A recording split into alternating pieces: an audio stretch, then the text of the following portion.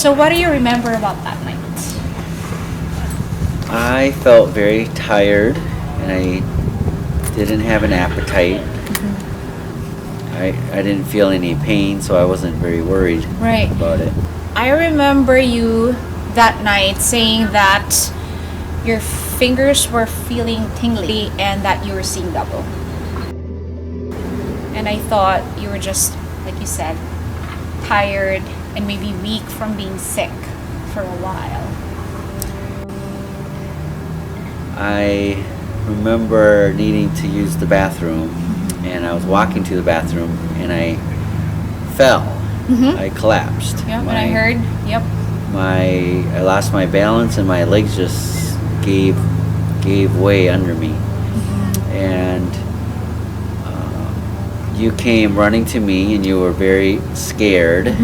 And then I crawled to the toilet and threw up, and you started to cry. I decided to bring him to the hospital, and in the taxi, I noticed like one of his lids was droopy, and one of his eyes was wondering. You were staring. Yeah. In blankness or in space. Yep. And she challenged me. She said, "Joe, look at me. Look at me." I just felt really tired, and I didn't think I was staring into space. And then his speech was slurring also. In the emergency room, after about 30 minutes of being there, he also couldn't support himself up anymore, so he couldn't sit up. He just started slumping in the bed and then eventually just laying down. And I guess to him, it all felt like weakness and tiredness. So I called for a few of my family members and some of my close friends to be with me that night because I was just feeling really scared. And they came. Si Delvin Carlos na mula sa Pilipinas. Ako ang tatay ni Ingrid. At ang aking may bahay. Si Emilia Carlos na manugang namin si Joe. Dumating kami doon, nakita namin si Joe na nandun na siya sa isang kwarto ng pasyente. Nakita namin si Joe na medyo nakahiga siya at parang wala na siya sa kanyang sarili, na medyo nakapikit ang kanyang mata na alanganin, medyo nakadilat pa rin siya ng konti. Kinakausap namin siya, halos hindi na siya makapagsalita. Hi, I'm Laili Domanais. I just moved here in New Jersey. I've known Joe and Lee back in the Philippines. They used to be our dating counselors, and eventually they became my best friends. First day that Joe was hospitalized, Ingrid, I received a text message from Ingrid saying that Big Bro is in the hospital now. It was very vivid in my memory that Ingrid was even like going out of the room crying because she couldn't bear to see Joe with the ECG and like he having seizures. At some point during the night, Joe started having the shaking, and to me they looked like seizures. He was shaking like his whole body was, and was shaking the bed too. And the hospital staff were trying to stop him from shaking, and our friend Laili was there too, kind of trying to calm him down. But I was watching this and I was so scared. I couldn't take it. I couldn't bear to see my husband having the convulsions and the shaking. And so instead of going to him, I actually ran away because I didn't know how to handle it. I ran away and I went up the hospital floors. I went right to the top, basically. And what I wanted to do was to be alone with God and to pray and kind of like yell at him. Why is this happening? You know, why would you let something like this happen to us? What's the purpose? If, you know, things like, if you're a good father to us, then why would you let your children suffer this way? I just couldn't like wrap my mind around the situation. What was the very last memory that you had? Do you remember? The last memory was probably as we were trying to sleep. I would have these convulsions, and Ingrid she put her hand on my chest and so I could calm down. And I was thinking about her and her being worried, so I wanted to stop the shaking. So I would focus and really control my muscles and stop my legs from shaking. And it did stop. But it took so much mental focus that after a few seconds I was tired and I just let it continue.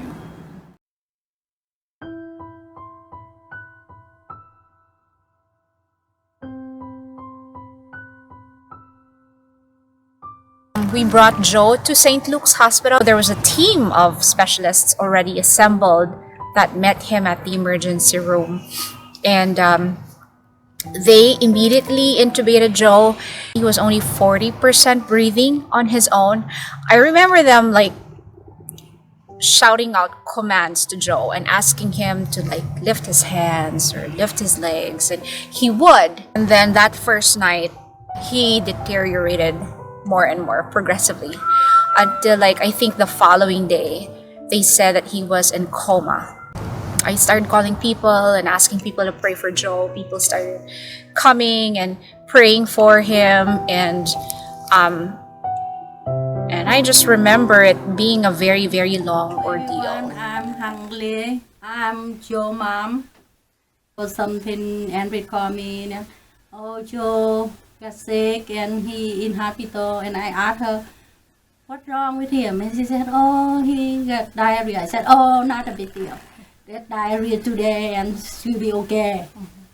But you know, a couple days later, I just heard he got coma. Oh, I'm so scared, I'm so nervous, I don't know what's going on. And I keep asking the people pray for my son.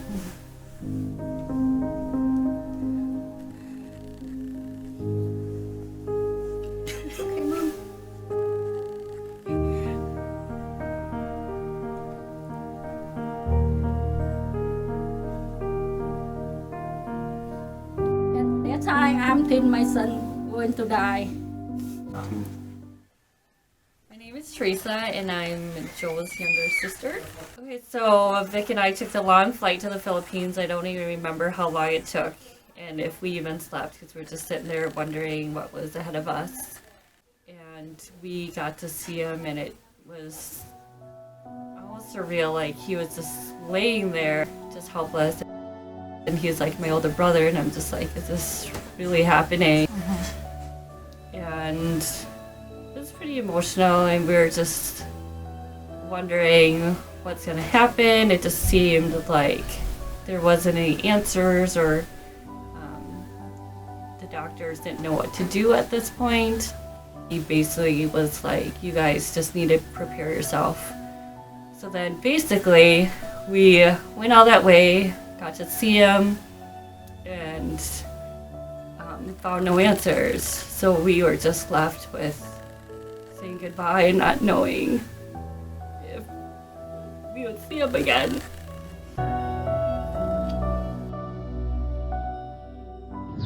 I remember the first time we went there, and we prayed in the hallway, regardless of who was there. We were yelling and crying to God. We cried all the time, praying to God at that time to heal Joe. It was chaotic, and you know, when we first heard that Joe is in coma, you know, I look at Ingrid. Um,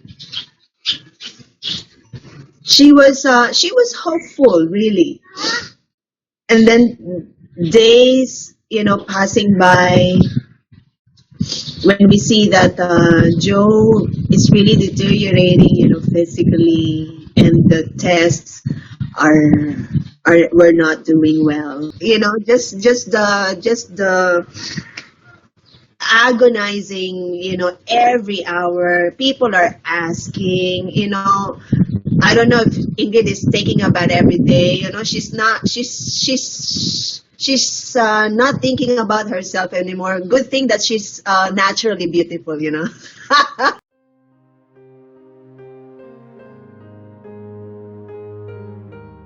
I just know that God was carrying me beyond my strength.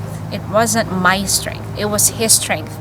And I just know that praying constantly and unceasingly was what gave me the strength. And reading the scriptures, reading Jesus' miracle stories, gave me hope and it gave me strength. And people coming to pray with me and encourage me, that gave me the strength. Otherwise, I don't think I could have like held up under that pressure. But God is so good that He provided all those things for me. And then I remember Ingrid praying to God for Joe to be healed, and this is a non-negotiable prayer. I remember it was not a prideful prayer, but it was a prayer of desperation and humility, that she needs God that time.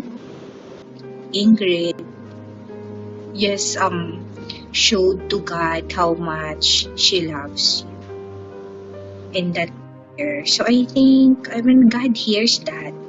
I think God hears a prayer that is so sincere and so in need. And sometimes I would tell that to God, God, this is I imitated Ingrid's on that. God, this is a non-negotiable prayer. Papasalamat kami, ating mga kapatid na doon, sila yung nag-asikaso agad, kapatid natin sa pananampalataya. At sila yung tumulong sa amin doon.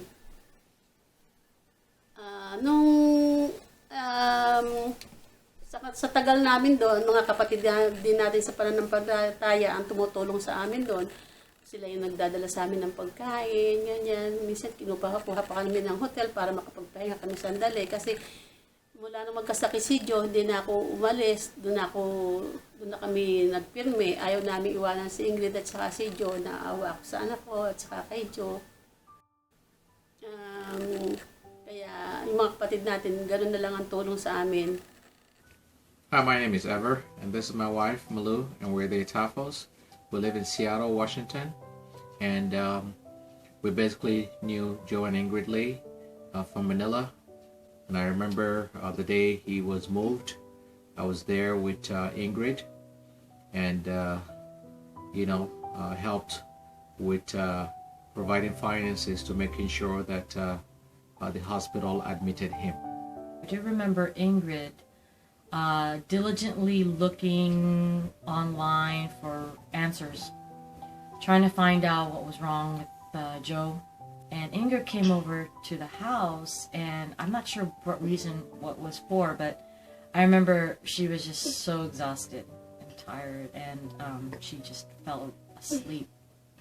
You could see how much she loved her husband, that she was determined.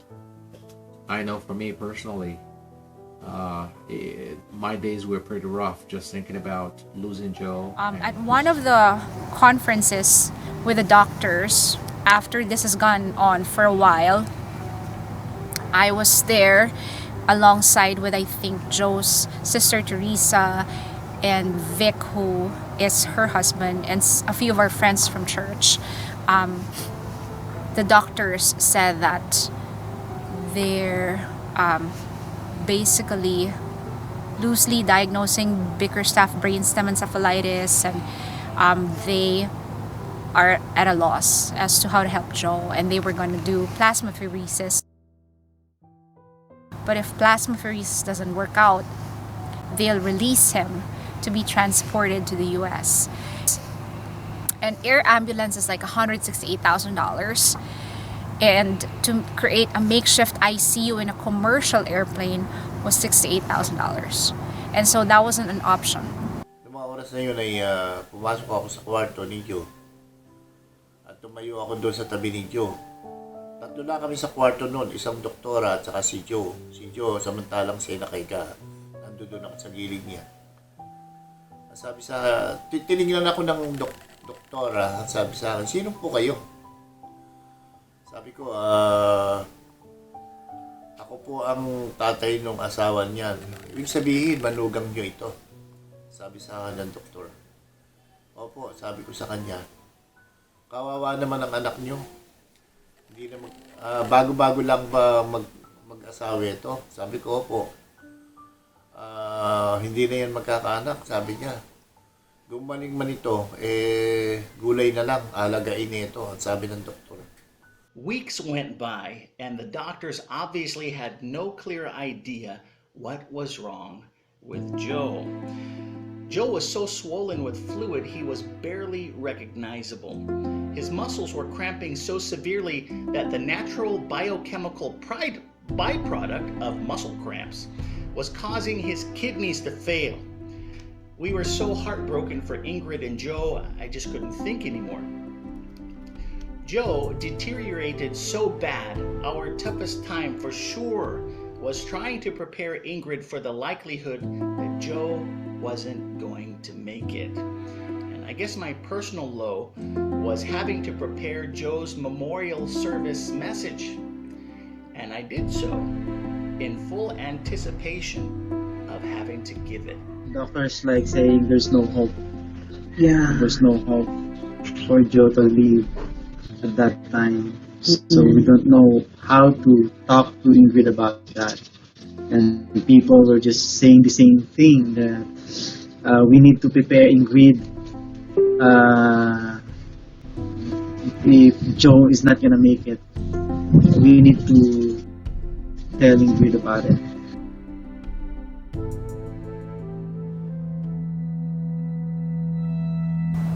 Eventually, it was becoming clear to me that God could be, taking him away from me. Finally, I went home to our apartment, and I started praying. Yung aking anak na nananalangin, nakadapa siya sa kama. Iiyak siya, nananalangin siya ng malakas. Sabi niya, God, talagang si Joy, hindi mo na ibibigay sa akin. Nasa iyo ng pagkapasya, kunin mo na siya, kasi kung siya ay nakakaramdam sa mga ginagawa sa kanya, hindi niya gugustuhin kasi ang dami na niyang buta sa katawan niya. May noon dito lang siya humihinga sa bibig, malaunan dito na sa leeg. Kasi puro source na yung bibig niya. Tapos manas na yung mga kamay niya. Lahat ng buong katawan niya manas na hanggang mula ulo hanggang paa. I was kneeling in our bed, which to me symbolized our marriage. And I finally felt like I can surrender Joe. Like I could surrender him. And so I said, God, thank you for allowing us to meet each other. Thank you for bridging our worlds. He's from the West, I'm from the East. And allowing us to be husband and wife. He's yours. And I said, if you want to heal him swiftly. If you want to take him away swiftly. And I thought I was praying this in a soft way, but I guess my mom heard me. She said I was praying loudly, and she could hear me from across the room.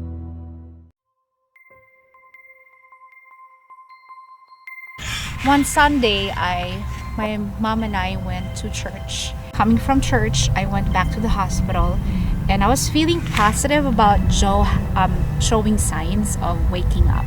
But apparently, the doctor has given him about 3 days to live, and nobody had the guts to tell me that, Joe was dying. And so all along I was thinking Joe's gonna wake up anytime soon. But we visited him around 3 p.m. and then before finally leaving, we looked back, and that's when we saw Joe kind of like trying to wake up and waving at us with strain in his face. And I remember telling the doctor about it, and the doctor going inside his room and saying, Mr. Lay, wake up, and saying, it's a miracle, it's a miracle. Do you miss Ingrid? Yes? Do you remember Nanay? Yes? How about Tatay? Yes? How about Jana? You know Jana? And there, and my son got up, and I asked him, do you know me? And my son said, yes, Mom. Oh, I'm so happy. Some people told me, when he go back to the coma, he's still some paralyzed, or he lost his memory. I'm so happy. I said, oh no, my son back. He okay. He recognized me. All the world, I never happy like that. If somebody give me go or something, I'm not happy like my son back. Thank God he bring my son back.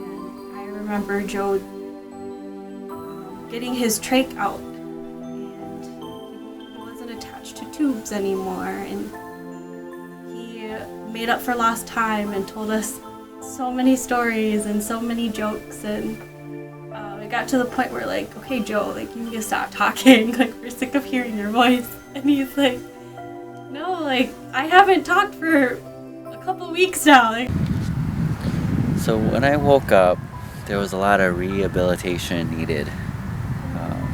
Well, first of all, I was being fed through a nasal tube that went up my nose and down my throat into my stomach.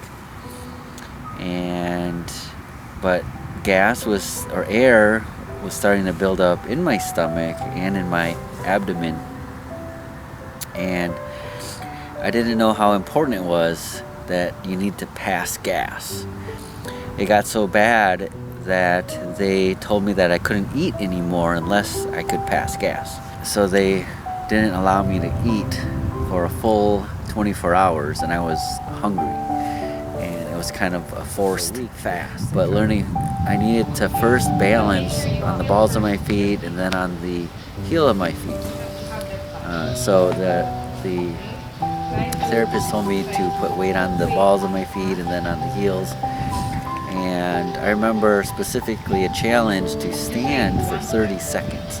And I was super determined to meet the challenge. After 20 seconds, I was already tired and about to give up. I wanted to sit down. But I was determined to last 10 more seconds. And I was starting to shake. And sweat was dripping from everywhere and my elbows. And I joked that I didn't know my elbows could sweat. But I did last the 30 seconds. Here's Joe eating his yogurt. By myself. By himself. This is snack. Merienda.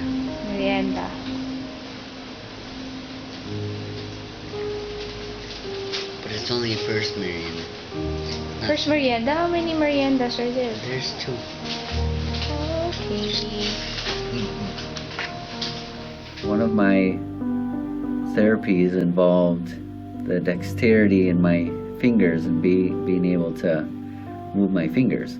And there's actually a Minnesota dexterity exercise in the hospital. Hey, I'm from Minnesota. This is my home state, that made this exercise. It involves picking up a block, rotating it, and putting the block back in. And there's, a series of blocks that you would repeat this process to get your fingers to move. There's to the therapy room, and there were these rails on the sides, and I would begin to walk more and more with that and gain strength and balance until finally on March 26, 2007, I made a promise that I would walk out of the hospital. I was on a wheelchair, and Ever Itafo was wheeling me out. We went down the elevator, and he was wheeling me towards the front door, and I abruptly stopped him right before we got to the door. I said, Ever, stop. And he said, well, what's wrong? And I said, go back there. And he says, why? He said, because I need to walk out of here. I had my little cane, and slowly I stumbled out, not quite walked, but I wanted to make sure I was walking out of that hospital. And that was a victory for me and for all of us. So on March 26, 2007, which happened to be my birthday, Joe literally walked out of the hospital. And that, to me, is God's gift of a miracle. Yes. That was a miracle. The greatest miracle of them all that I've seen. Wow. Yes. Your deterioration was really very, very fast. Deterioration? Yeah, you really went down really fast, and you slept on us for a long time. Yeah.